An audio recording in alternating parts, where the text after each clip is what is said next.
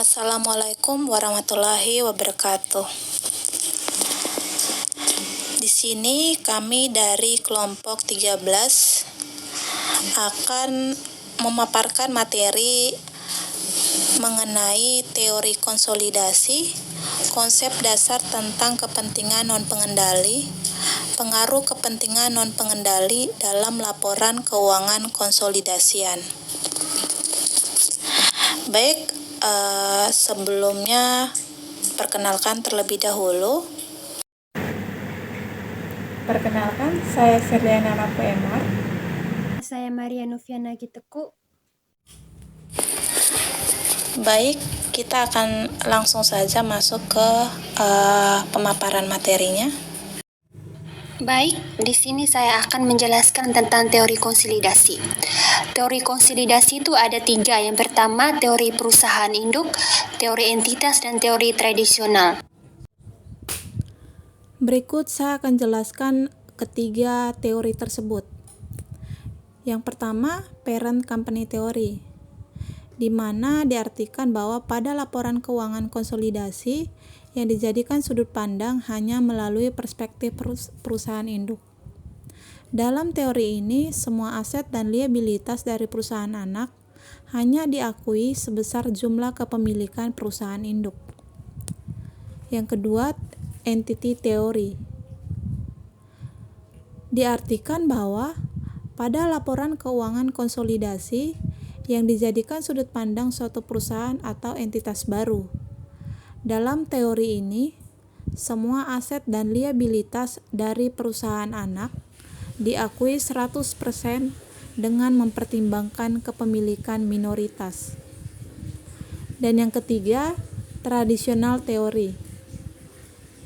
Tradisional teori ini mengambil sudut pandang dari teori perusahaan induk, tetapi dalam penyajian dan pengungkapannya dalam laporan konsolidasi menggunakan teori entitas. Selanjutnya ada perbedaan teori konsolidasi, di mana tujuan dasar dan pengguna laporan keuangan konsolidasi.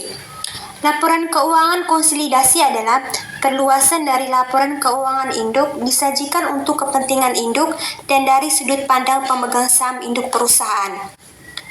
Dilihat dari entity teori, laporan konsolidasi disajikan dari sudut pandang keseluruhan entitas yang dikonsolidasikan, dimaksudkan untuk semua pihak yang mempunyai kepemilikan terhadap entitas. Dilihat dari tradisional teori, laporan konsolidasi menyajikan posisi keuangan dan hasil usaha dari entitas, tetapi terutama disajikan untuk para pemegang saham dan kreditor induk perusahaan. Berikutnya adalah laba bersih konsolidasi. Dilihat dari parent company teori, laba bersih konsolidasi adalah laba bagi pemegang saham induk perusahaan.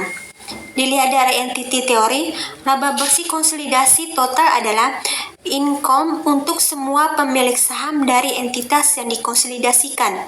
Dilihat dari tradisional teori, laporan laba bersih konsolidasi adalah laba rugi pemegang saham induk perusahaan. Berikutnya ada bagian kepentingan non-pengendali. Dilihat dari parent company teori, bagian kepentingan non-pengendali adalah beban dari sudut pandang induk perusahaan, yang induk atas dasar anak perusahaan sebagai entitas yang secara legal terpisah. Dilihat dari entity teori, bagian kepentingan non-pengendali adalah alokasi dari laba bersih konsolidasi untuk kepentingan non-pengendali. Dilihat dari tradisional teori, bagian kepentingan non-pengendali adalah pengaruh dalam penentu laba bersih konsolidasi, tetapi bukanlah benar-benar beban, melainkan alokasi laba yang terelasasi antara kepentingan pengendali dengan non-pengendali. Ekuitas bagian kepentingan non-pengendali. Ekuitas bagian kepentingan non-pengendali merupakan kewajiban dari sudut pandang pemegang saham induk perusahaan diukur berdasarkan ekuitas legal anak perusahaan. Dilihat dari entity teori, ekuitas bagian kepentingan dan pengendali merupakan bagian dari ekuitas pemegang saham perusahaan yang dikonsolidasikan yang jumlahnya sama dengan kepemilikannya. Dilihat dari tradisional teori, ekuitas bagian kepentingan dan pengendali merupakan bagian dari ekuitas pemegang saham perusahaan yang dikonsolidasikan yang disajikan sebagai satu jumlah.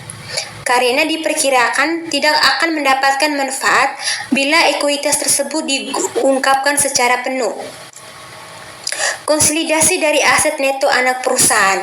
Dilihat dari parent company teori, bagian induk atas aset not anak perusahaan dikonsolidasikan atas dasar harga yang dibayar induk atas investasinya. Dilihat dari entity teori, semua aset neto anak perusahaan dikonsolidasikan pada nilai wajarnya yang tercermin dalam harga investasi yang dibayar induk perusahaan. Dilihat dari tradisional teori, aset neto anak perusahaan yang dikonsolidasikan pada nilai bukunya ditambah dengan akses investasi atas nilai buku yang diperoleh induk. Laba atau rugi yang belum direalisir. Dilihat dari parent company teori, 100% eliminasi dari laba bersih, konsolidasi untuk penjualan arus bawah, dan eliminasi kepemilikan perusahaan induk untuk penjualan arus atas. Dilihat dari entity teori, 100% eliminasi dalam menentukan total laba bersih konsolidasi dengan alokasi antara kepemilikan minoritas dan mayoritas untuk penjualan arus atas. Dilihat dari tradisional teori, 100% eliminasi dari pendapatan dan beban dengan alokasi antara kepemilikan minoritas dan mayoritas untuk penjualan arus atas. Nah, slide selanjutnya di sini ada konsep dasar kepentingan non pengendali. Sebelum itu kita harus mengetahui terlebih dahulu apa itu kepentingan non pengendali. Nah, di sini kepentingan non pengendali itu disebut juga dengan hak minoritas, di mana posisi kepemilikan pemegang saham memiliki kurang dari 50% saham beredar dan beliau tidak memiliki kendali atas keputusan. Kepentingan non pengendali itu diukur pada nilai aset bersih entitas dan tidak memperhitungkan hak suara potensial. Di sini juga kepentingan non pengendali itu terbagi menjadi dua jenis. Yang pertama itu kepentingan non pengendali langsung, dan yang kedua kepentingan non pengendali tidak langsung, di mana kepentingan non pengendali langsung itu menerima alokasi proporsional dari semua ekuitas. Nah, di sini semua ekuitas itu jumlah sebelum dan sesudah akuisisi yang tercatat dari entitas anak. Sedangkan kepentingan non pengendali tidak langsung itu menerima alokasi proporsional dari jumlah pasca akuisisi anak perusahaan saja.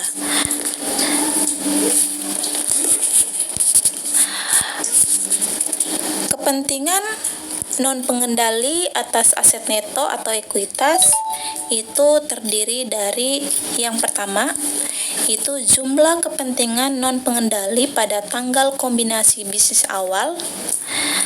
Jadi pada tanggal dua perusahaan atau lebih itu melakukan kombinasi bisnis. Nah, yang kedua itu bagian kepentingan non pengendali atas perubahan ekuitas sejak tanggal kombinasi bisnis. Nah, selanjutnya pengaruh kepentingan non pengendali dalam laporan keuangan konsolidasi. Kepentingan non pengendali dalam laporan keuangan itu mengacu pada kepemilikan saham yang dimiliki oleh pihak lain selain entitas pengendali dalam suatu grup perusahaan.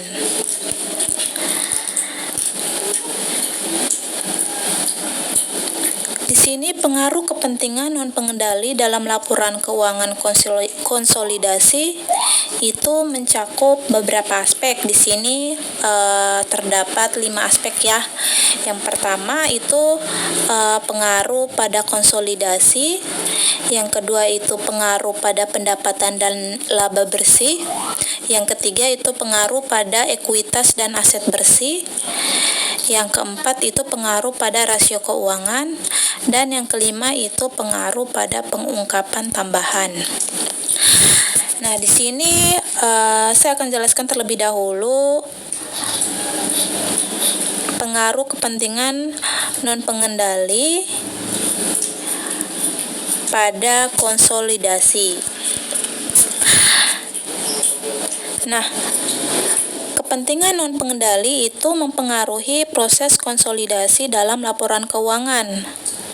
Nah, laporan keuangan konsolidasi itu dalamnya mencakup informasi keuangan dari entitas anak perusahaan dan juga memperhitungkan kepemilikan non-pengendali.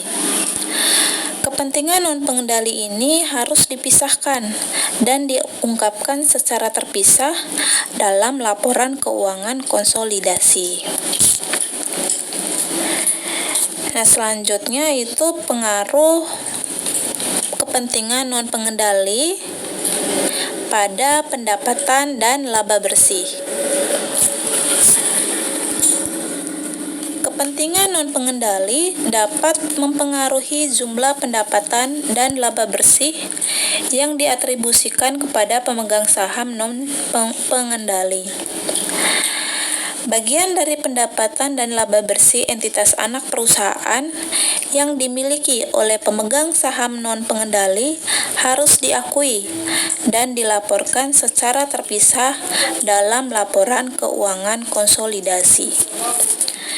Yang ketiga itu pengaruh kepentingan non-pengendali pada ekuitas dan aset bersih. Kepentingan non-pengendali itu juga berdampak pada ekuitas dan aset bersih dalam laporan keuangan konsolidasi. Nilai kepemilikan non-pengendali itu direfleksikan dalam bagian ekuitas laporan keuangan konsolidasi. Aset bersih dalam laporan keuangan konsolidasi juga mencerminkan bagian yang dimiliki oleh pemegang saham non-pengendali. Yang keempat, pengaruh kepentingan non-pengendali pada rasio keuangan. Kepentingan non-pengendali dapat mempengaruhi rasio keuangan yang digunakan untuk menganalisis kinerja dan juga posisi keuangan grup perusahaan.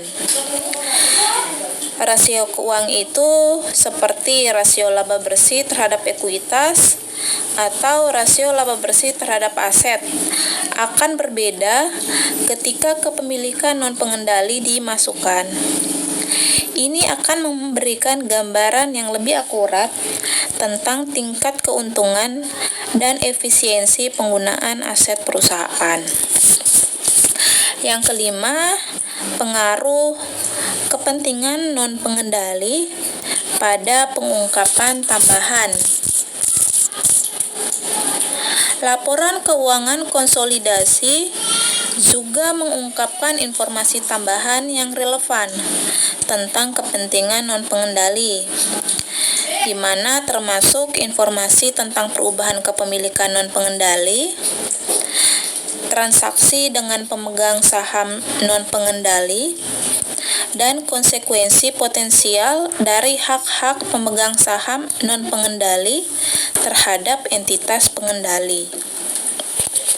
Jadi, secara keseluruhan, pengaruh kepentingan non-pengendali dalam laporan keuangan konsolidasi adalah penting untuk memperoleh gambaran yang akurat tentang kinerja dan posisi keuangan grup perusahaan secara keseluruhan. Hal ini memastikan pengguna laporan keuangan memiliki informasi yang relevan dan dapat diandalkan untuk mengambil keputusan yang tepat. Baik, cukup sekian materi yang dapat kami paparkan. Kiranya materi ini dapat berguna dan bermanfaat bagi teman-teman sekalian. Terima kasih.